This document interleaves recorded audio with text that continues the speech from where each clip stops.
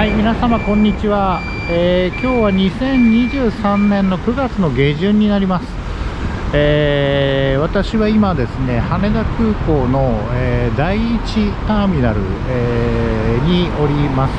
今日はですね、バンコクの方まで行きたいと思います。でなぜ今日、国内線のですね第1ターミナルにいるかというと、乗り継ぎがあるんですね。今日は、関西空港を、経由してバンコクに行く便のチケットになりました。羽田関西、バンコクスワンナプーム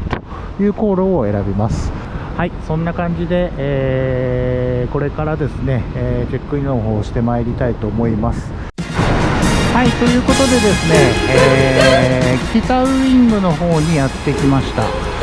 ここからですね、国際線の、乗り継ぎカウンターということで入っていきたいというふうに思います。今日はすごいですね、保安検査場の行列が。えらいこっちゃ。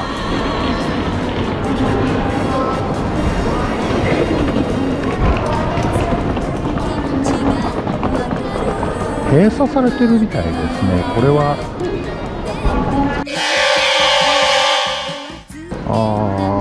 ちょっとなんか保安検査場混んでるのかと思ったら閉鎖をされてるような形ですね。多分ゲリラ雷雨の影響ではないかとは思うんですが、どうでしょうか。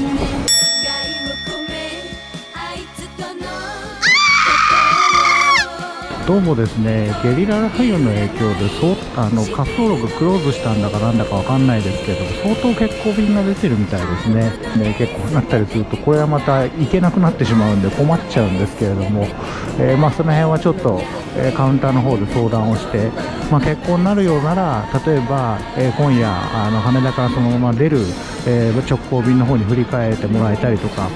そういうことができるのかどうかも含めてちょっと相談をしなければいけないなという形になります。国内線だけね、欠航になって、それで全然天気的には関係ないタイまで行けないということになっちゃうと困っちゃうんで、とりあえずその辺は要相談という形で、もう少し並んで待ちたいと思います。また後ほどです。今ですね、やっと30分ぐらい並んで第1ターミナルの、チ